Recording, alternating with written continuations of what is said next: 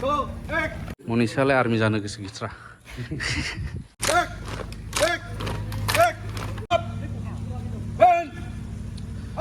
मायावमोन सारा CRPF दा बेबायदिनो फ्राय माने आं मिथिनो मोनदों बेवहाय आदामोननियावनो फर्स्ट टाइम होनजायो औ केपासिटिया बांसिन जासिगोन गोबां स्टुडेन्ट लाखिनो हासिगोन आरो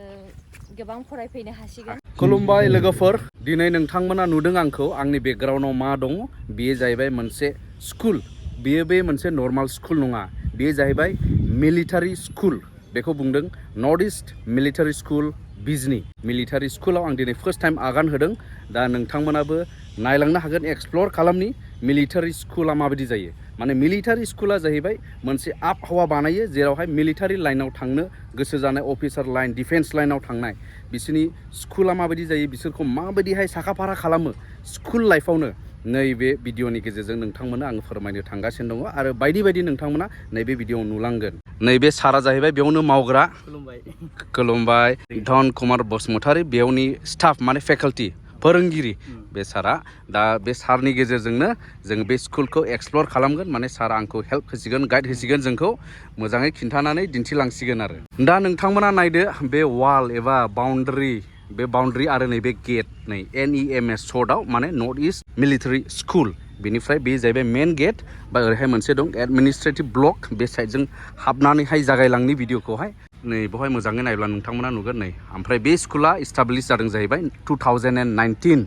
ओमफ्राय ओरै गुदुं फिसा दं दे बेजोंहाय सिकिउरिटि थायो बेजों नाहरबाय थाखायो माने गोदाव हाबलाबायनो मोना आरो बेयाव स्ट्रिक्टलि प्रहिबिटेड एन्ट्रिया उइदाउट पारमिसन बेबायदि आरो दा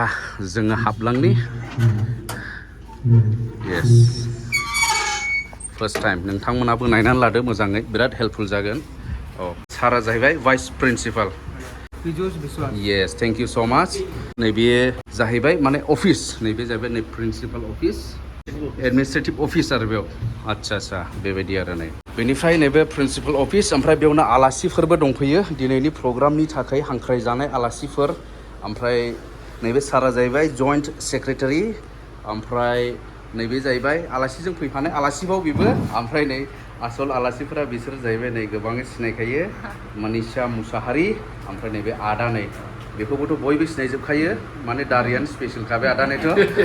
बेबायदि आरो दा बिथांमोना बेवहाय जिरायबाय थाथ'थोंसै ओमफ्राय नोंथांमोना आङो स्कुलखौ दिन्थिनो थांगासिनो दं बिसोरनि मिलिटारि स्कुलनि नालाय बेयावबो पस्टारफ्रा पिक्सारफ्राव नोंथांमोना मिलिटारिनिल' नुलाबायगोन बेवहाय सिलाय लानाय मानाय बिदि नुनो हागौ बेबायदि नै स' ओमफ्राय नै ओरै जाहैबाय अफिस नैबे बिथांमोननि अफिस नायबेलाय बेवहाय मा रेजिस्ट्रेसन एडमिसन बायदि बेयाव जायो बेबायदि नै ओमफ्राय ओरै हाबलाङोब्लानो मोनसिगोन बिथांमोननि स्कुल ओमफ्राय स्टुडेन्टसफ्राबो बेवहाय गासिबो रेडि ओमफ्राय नैबे साराबो जाहैबाय बेयावनिनो फोरोंगिरि अमरेन्द्र बसुमतारी सारा एक्स सार्भिसमेन मायावमोन सारा CRPF औ दा बेवहाय फोरोंगिरि PT इन्सट्राक्टर माने एक्स ड्रिलबो माने फिटनेसनि बेलायावहाय नैबे सारा नायो आरो गथ'फोरनि फिटनेसनि बेलायाव सारा मिलिटारि पार्टखौ नायग्रा सारमोना सानै दंनो बिदिया ना औ ओमफ्राय दङ ओरै गथ'फ्रा रेडि जानानै दं नै माने मिलिटारिफोरनि फिसा पुलिस अफिसारफोर नोंथांमोना लोगो मोनसिगोन हाबबोबाय स्टुडेन्टसफोर जोंनि जायगायाव गोबां मानसिफ्रा लुबैयो आर्मि अफिसार गिदिर जानांगौ होननानै नाथाय गोरलैनिफ्रायनो बिथांमोनखौ जोथोन लानानै प्रिपेरेसन खालामनांगौ जागायनांगौ अब्लासो मा होनो जोंनि कमिउनिटिनिफ्राय जोंनि जायगानिफ्राय अब्लासोना आर्मि अफिसारफोरा ओंखारगोन दा बेनिखायनो नैबेफोरबायदि प्रिपेरेसना इम्परटेन्ट आरो मिलिटारि स्कुलनि बे गोनांथिया बेनो मा नाम बाबु आंनि नामा सोरजिसुला बसुमतारी सोरजिसुला महायनि आङो सुन्दरबन बिजनिनिनो औ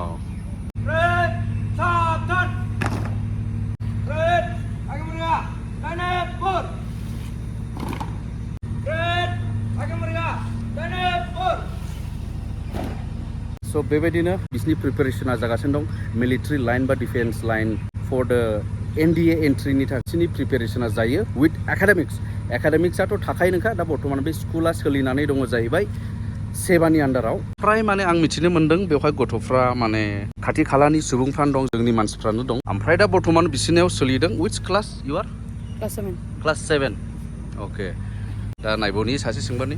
विच क्लास बाबु 10 क्लास 10 औ बर्थमान बेवहाय दङ क्लास 6 to 11 माने क्लास 6 निफ्राय जागायो एडमिसना बेनि उनावहाय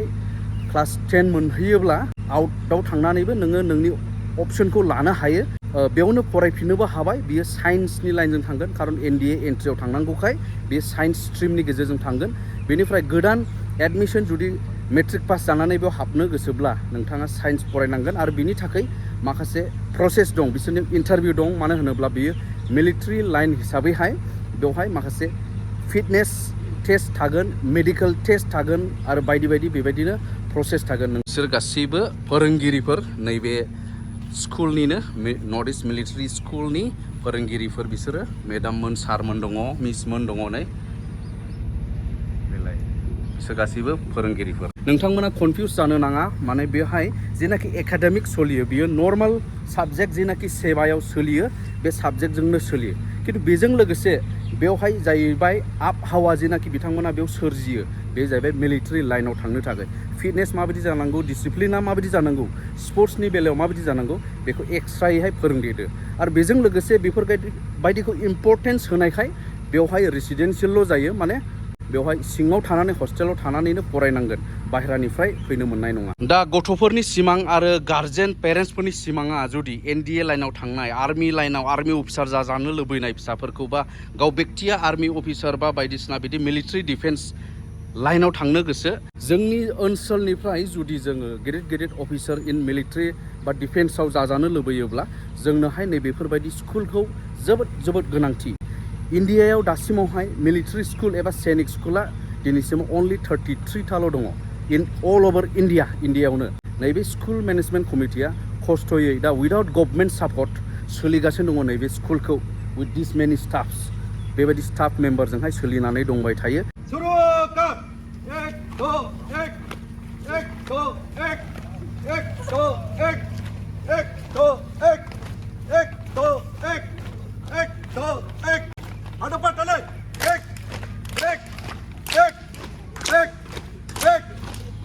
बेसिक जेनाखि नांगौ बे NDA एग्जाम बा नेशनेल डिफेन्स एकाडेमियाव हाबनो थाखाय स' बेफोर नांगौ जिनिस बेसिक्सफोरखौ बिथांमोना नैबे स्कुलावनो बे आबहावाखौ लाबोनानै ट्रेन खालामनानै माने राफोद गथ'फोर बानायनानै हरखायो जाहैबाय नै बेफोरबायदि बिसोरखौहाय फोरोंनाय जाखायो जाहैबाय फिटनेस देहाफ्रा फिट जानांगोन नालाय दानिफ्रायनो येस वाव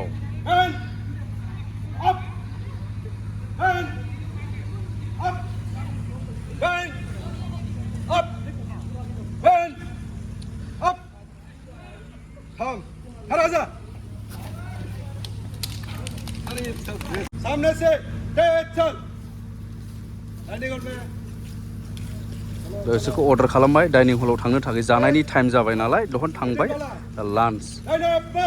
येस सामने से चल ये दा जोङो नैबे स्कुलनिफ्राय ओंखारथ'नो नागिरदों माने बेथ' टेम्परारि साइटसो बेयो माने टेम्परारिसो बे बिल्डिं थिल्डिंबो गैया नाथाय बिसोरहा स्कुल कमिटिनि जेनाखि पार्मानेन्ट हा बा साइट बेवहाय डेभेलपमेन्ट जागासिनो दं बा न'फोर लुखांगासिनो दङ दा बेनिफ्राय 4 किल'मिटारसो थांनानै जोङो नायहैनि बे साइटनाखौ नोंथांमोनाबो नायनानै ला माने बे क्ल'ज जानानै माने पार्मानेन्टलि बिसोरो बैयावहाय शिफ्ट जाखासिगोन आरो रेडि जाजोबब्लानो ओमफ्राय मनिषायाबा मा खालामदों गेटखौ खेबदों नै नोंसिना रायजोफोरनो दिन्थिनांगोन नालाय ओंखायनो बेबो खेबबाय आरो नैबे सारा जाहैबाय जइन्ट सेक्रेटारि ओमफ्राय प्रेसिडेन्ट सारा नैबे डक्टर रतन कुमार राय बे सारा दा बिसोरो जाहैबाय मेनेजमेन्ट कमिटिनि जोब आरो बिथांमोनानो बे स्कुलखौ सालायगासिनो दं बिराद खस्थ'यै आरो बर्थमान बुजिफायसै ना सार मैखद एसे अके ओमफ्राय ओरै सार सासे दंबावो एक्जिकिउटिभ मेम्बार जाहैबाय बे सारा दा जोङो जयैहाय थांनायसै बे माबायावहाय साइट माने permanent site of north east military school बिजनि नैबे सारनि गारिजों थांनायसै आं नैखौ दोनथ'बाय बैयाव दोनथ'बाय बेजों थांनायसै आरो नै दा जोङो बे साइटसिम थांगासिनो दं ओमफ्राय बे जायगानि नामा मा सारा मा होनदोंमोन जायगाया मा होनोमोनलाय हाहरगाव सारागाव दा जों बिदिनो थांगासिनो दङ बे जायगासिम नोंथांमोनाबो नुसिगोन दा बेयो फानबारि रड ना मायो सार फानबारि रडजों थांबाय थागासिनो दङ जों दा साइटना पार्मानेन्ट साइटआ नैबेनो जागोन जाहैबाय माखासे न' बिल्डिंफोर लुगासिनो दङ बिल्डिंफोर लुगासिनो दं आरो बेवहाय बे स्कुलनि नामावनो अलरेडि माने 150 बिगा हाखौ लाखानाय जाबाय माने साफिसियेन्ट हा बेयाव दंखायो दा बेफोरखौहाय बिथांमोना नै बेबायदि बिल्डिंफोर गायसननानै मावगासिनो दं आरो बर्थमान दा हाबलांनानै आरोबाव खिन्थानि नोंथांमोननोहाय दिन्थिबावगोन खामानिया सोलिबाय थादों ने सार रानिं सोलिगासिनो दं आरो नै खामानिया बे जाहैगोन जाहैबाय गेट नै नर्थ इस्ट मिलिटारि स्कुलनि गेटआ नैबेखिनि हाबाय नै दा हायोब्ला बिराद मोजां जागोन खोमा गोजौ गिदिरथार बेनिफ्राय नैबे जाहैगोन एकाडेमिक ब्लक माने क्लास रुम्सफोरा बेयाव जागोन जाहैबाय आरो नै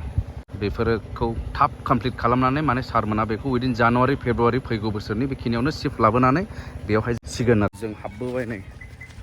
माबोरै ओमफ्राय नानि गोबावनि उनावसो लोगो मोनबाय मोजाङानो आदा मोजां दालां बारग्रोनांबाय नै दालां आरो थांफिनगोन र' नोंसिनियाव ओरै जोंनिजों ना आंनि बुंजायो माने बल प्रग्रामा आरो ना आउट बेबायदि स्टेज प्रग्रामनि अनगायै बल प्रग्रामा आदामोननियावनो फार्स्ट टाइम होनजायो फुटबलनि प्रग्रामा आरो ना बेनो जाहैबाय आमटेका बिटिनि बावनो हाया मालाबाबो बावनो हाया दा थांफिनगोन थांनांगोन बेनो आंनि आरो आमटेकायाव फार्स्ट टाइम थांनाय दाथ' फरायगासिनो दं उनावहाय फरायनाय जोबब्ला फ्रिसिन जागोन आरोबाव थांनो हागोन ना फ्रि टाइम मोनसिनगोन बेबायदि ओमफ्राय बै बिनानावा जाहैबाय बे जोंहा बिनानाव मनिसानि लोगोनो मा नाम बेनिया गलापी मुसाहारि नर्थ इस्ट मिलिटारि स्कुल बियो एसे दा जिखिनि दङ बिनिफ्राय आरो गिदिरसिन जाबावसिगोन केपासिटिया बांसिन जासिगोन गोबां स्टुडेन्ट लाखिनो हासिगोन आरो गोबां फरायफैनो हासिगोन बिराद गुवार नै 150 बिगा होनदों नालाय 150 बिगा माने साफिसियेन्ट स्पेस बिसिनाव थाखासिगोन बिथांमोनावहाय ओमफ्राय जों जेराव फैदों दा बे जाहैबाय माबानो हस्टेल बे हस्टेल ब्लक माने हस्टेल साइट हस्टेला बेयाव जागोन थाग्राया बेथ' फ्राय कमप्लिट जाबाय एकाडेमिक ब्लकसाल' कमप्लिट जायाखै जाहैबाय सोरगिदिं बे लामा दं आरो नै बेवहाय बे गेटआ मोननै ओमफ्राय दंफांनि थाखाय नै बेबायदि खालामखाबाय अलरेडि प्रटेक्सन जिरायग्राबो जानो हागौ बे उनावहाय नै जों एन्ट्रि जादिनि हस्टेल साइडनाव बेले दंग नै बेखौ नुहुरबावाखैमोन दहाय ओमफ्राय हौरिबो दङ बेयावबो स' बे जाहैबाय नै construction of boys hostel for north east military school at हावारगाव जाहैबाय बे जायगानि नामा हावारगावनो बे जाहैबाय हस्टेल बिल्डिं बयज हस्टेलनि बिल्डिं बिराद मोजां जासिगोन नै टाइल्स वाव बिराद स्टान्डार्ड जागोन दा गाहायावबो गासिबो बे टाइल्स होजोबखानायनि नै बेसेबां स्ट'रि प्लेनिं दा सार थाखोसेयाव दंथ'यो आरो बारायलांबावगोन उनाव उन्दुग्रा बेडरुम जागोन जाहैबाय बेफोरो नै फांखा गोबां होखाबाय नै बेडरुमाव नांगौ नालाय बेलाय आरो ओरैबो basin washroom ready bathroom washroom toilet western toilet नै बहुत स्टान्डार्ड लेभेलावहाय जानो थांगासिनो दं आरो नैबे हस्टेल पार्टनाबो अरिजिनाल नैबो फार्स्ट हाबजेननायाव नैबेवहाय दं जाहैबाय गार्ड रुमनो बेयाव गार्ड थाग्रा सिकिउरिटि थाग्रा आलादा बानायखाबाय आरो बेयाव नै बे जाहैबाय ओरै वार्डेन थाग्रा वार्डेनाबो खाथियावनो माने रेडि थाखागोन जाहैबाय बेयावनो उन्दुगोन बेनि वाशरुम वार्डेननि गोजौआव गाखोनि गोजौआव माबायदि नायनि गोजौआवबो बेबायदिनो जागोन ने रुमफ्रा माबाफ्रा सिस्टेमा बेबायदि एखेयानो जागोन गाहायनि बायदि जास्ट माने बेवहाय आरो थाखोसे बारायदेरगोन बै दंफांबारिसिमखा ने बै दंफांबारिसिमनो हाया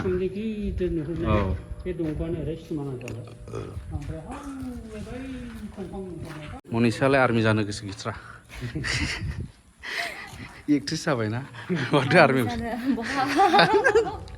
दाथ' जाले ने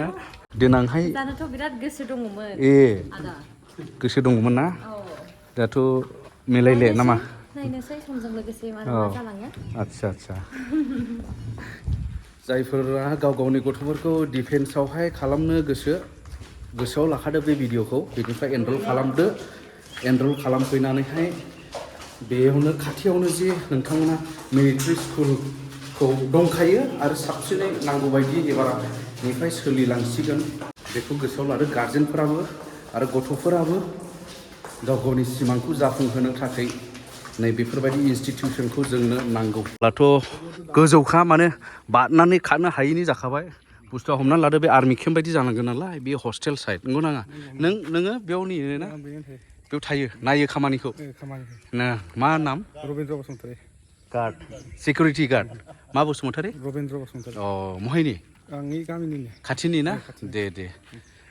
बावदोंसो आं मोनसे खोथाखौ बुंनो दा बेफोरबायदि गिदिर इनस्टिटिउसन थायोब्ला खाथि खालानियाबो एसे एमप्लय जानो हायो माने खामानि दामानि मावनानै जानो हानाय न'खर फोथांनो हानायनि लाइनाबो फैयोना बेनिखायनो नांगौ ओनसोलाव बेबो मोनसे पइन्ट बेबो हस्टेलबावनो नैबो आरोबाव गेट मोनसे नै बेजों हाबलांनि नैबेलाय जागोन बासन सुग्रा अ बियो मा ओंखाम जाग्रा डाइनिं हल अ नैबे थुरसि बासन सुग्रा ना संग्रा सुग्रा गथ'फोरनि थुरसि सुग्रा जागोन जाहैबाय नैबे गुवार बेसिन गथ'फोरनि थुरसि सुग्रा बेयो मोखाङाव नै बेनिफ्राय नैबे जागोन जाहैबाय डाइनिं हल ओमफ्राय नैबे जाहैबाय किटचेनाबो रेडिखासै नै बुहुत स्टान्डार्ड वाव ओरैहाय बार गलांग्रा एक्सहस्ट फेन दंजोबखाबाय नै लागायखाबाय डाइनिं हलनि बेसिन ओरैहाय थांग्रा दं ओमफ्राय ओरैहाय मोनसेबाव मा दंथाय दा माबायाथ' एखेयानो जाहैबाय बयसनि बायदि एखेयानो सिस्टेमा रुमफोरा एखेयानो माने बोरै नैबे मोनसे जाहैबाय बेयो गर्ल्स हस्टेल बेलाय वाशरुम इडुकेसनावथ' स्पर्ट्स एक्टिभिटिया बिराद इम्परटेन्ट दा बेनि थाखाय बिथांमोना ओरै स्पेस दोनखाबाय प्लेग्राउन्डनि थाखाय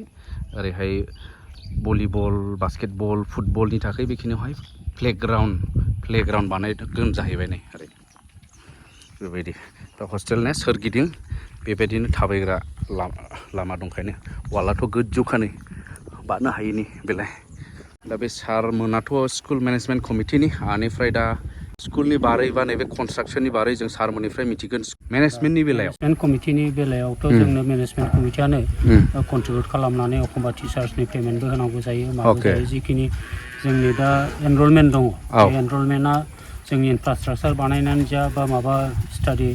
मा होनो टिचारफोरनि स्टाफफोरनि जिखिनि पेमेन्ट होनांगौ बेखिनिया थोस्लाबा जायो नालाय एखमबा जोङो जोंनिफ्रायनो जों कन्ट्रिबिउट खालामनानै जोङो माखासे खामानिफोरखौ गोबां खामानिखौ मावनांगौ जायो बेबायदि दा बेहाय जेरै बाउन्डारि वाल जों माबा खालामदों बेहाय जोङो कन्ट्रिबिउट खालामलायनानै जोंनो माबा खालामगासिनो माबादों बेफोरखौ दा जिखिनि गभर्नमेन्टनिफ्रायबो मोना नङा मोन्दों जों माखासे फान्ड खिन्थु जिखिनि फान्ड मोन्दोंबाबो जिखिनि जोंनो नांगौ बा जोंनि स्कुलखौ जिबायदि डेभेलप खालामनांगौ बा जोङो जोंनि जिथु टारगेट बेखौ सैनिक स्कुल पर्यायाव लांनायनि जिखिनि जोंनि इनफ्रास्ट्राक्चार बेखिनि इनफ्रास्ट्राक्चारखौ जों दाबो खालामजोबनो हायाखै जायनि फलावनाखि खेबनै जोंनिखौ स्कुलखौ सैनिक स्कुलनि थाखाय इन्सपेक्सन फैखांबाय खिन्थु बे खेबनै फैनायावबो इन्सपेक्सन फैनायावबो जोङो जोंनि इनफ्रास्ट्राक्चार माखासेखौ फुलफिल खालामनो हायि थाखाय जोङो दाबो एप्लिकेसन मोननायनि बेखिनि राहाया फैयाखै दा हयथ' जों आसा खालामदों जा जिखिनि जोङो डेभेलप खालामलांगासिनो दं बेखिनि इनफ्रास्ट्राक्चारखौ लासैनो जों हयथ' फुलफिल खालामनो हागोन आरो खालामनांगौबा जोंनो माखासे फाइनान्सियेल एसिस्टेन्ट बा फाइनान्सियेल हेल्प नांगौ जानानै दङ दा जोंनि ओनसोलावहाय बेबायदि सैनिक स्कुल बा मिलिटारि स्कुलनि गोनांथिखौ माबायदि सानो बबे नोजोरजोंहाय सारमोना आसलथे बेखौहाय गायसनजेनना माबोरैहाय मा उद्देश्यखौ लानानै जोङो जा जि नुदों जोंनि बे ओनसोलाव जेसेबांखिनि जोंनि गथ' गथायफोर फरायनाय बा मानाय सेरखम जोङो मोजां मानदण्डनि जोङो इडुकेसन होनो हायाखै सेरखम स्कुल गैया आरो बेखायनो जोङो इन्टारनेसनेल लेभेल बा नेसनेल लेभेलनि जिथु एकाडेमिक जिथु स्टेन्डार्ड बेबादि स्टेन्डार्डआव लांनानै मोनसे मोजां जोंनि बे ओनसोलनि गथ' गथायफोरखौ जोङो शिक्षा होनाय डक्टर इन्जिनियार बा बायदिसिना IAS IPS बायदिसिना बेफोरबायदि सार्भिसाव थांनो हानायनि जिथु केपासिटि बेबायदि नलेजखौ होनो थाखाय जों सिन्था खालामदों फारसेथिं जोंनि बे ओनसोलाव बिखेखै BTR ओनसोलाव जोंनि गोबां गथ'फ्रा जोंनिया डिफेन्सआव थाङो खिन्थु डिफेन्सआव थांदोंबाबो दासिमबो जों नुनो मोन्दों जेरखम NDA बा CDआव सेरखम माने अफिसार जाहैनो हानाय मोजां गथ'फोरजों हयथ' माने 1000 जनाव बा लाख जनाव सासेल' जों हयथ' नुनो मोन्दों बेखायनो जिहेतु जोंनि गथ'फ्रा माने कनस्टेबल केडारावसो जिहेतु थाङो ओमफ्राय जों बेखौनो सानदों जोंनि बेहाय फोरोंनानै जोङो बिसोरखौ एकाडेमिकेलि बा फिजिकेलि मेन्टेलि सोब दिगै फिट खालामनानै जाहाथे सेरखम NDA बा CDA फरिखा फ्राव एफियार खालामनानै बिसोर पास जानानै जाहाथे अफिसार लेभेलाव थांनो हानाय मोनसे मोजां दैदेननो हानाय देशनि सैनिक माबाफोरखौ जाहाथे दैदेननो हानानै जायगानि बा ओनसोलनि माबाफ्रा जाहाथे मोनो बेखौनो जोङो थांखि लानानै जों बे स्कुलखौ गायसंनाय जादों। नोंथांमोना खोनाबाय जा जोंनि समाजाव जों गेदेर गेदेर अफिसारफोरखौ जानो लुबैयो नाथाय जानो थाखाय माखासे प्रसेस दं बा सिस्टेमजों थाङोब्लासो गोरलैयैहाय जाहैनो हायो। दा सार बुंनाय बायदि जोङो खोनादों गोबां जोंनि गेजेरनिफ्राय साख्रिआवलाफोर दङ नाथाय कनस्टेबल बा जेनेरेल डिउटि बा बायदि बायदि एसे फिसा फिसा लेभेलनियावहाय डिफेन्सआव मावनानै दं बा पुलिसाव जब मावनानै दं। दा नाथाय जोंनोहाय अफिसार लेभेलनि सुबुंफोरखौ जोंनिफ्राय नांगौखाय नै बेफोरबायदि अनुस्थान बा इनस्टिटिउसना जुदि स्थायिहाय मोनसे स्टान्डार्ड लेभेलाव थायोब्लासो जोंनि गथ'फ्राबो गोरलै राहायैहाय बै अफिसार लेभेलसिम सौहैनो हागोन। भिडिअखौ बेखिनियावनो फोजोबनाय जाबाय।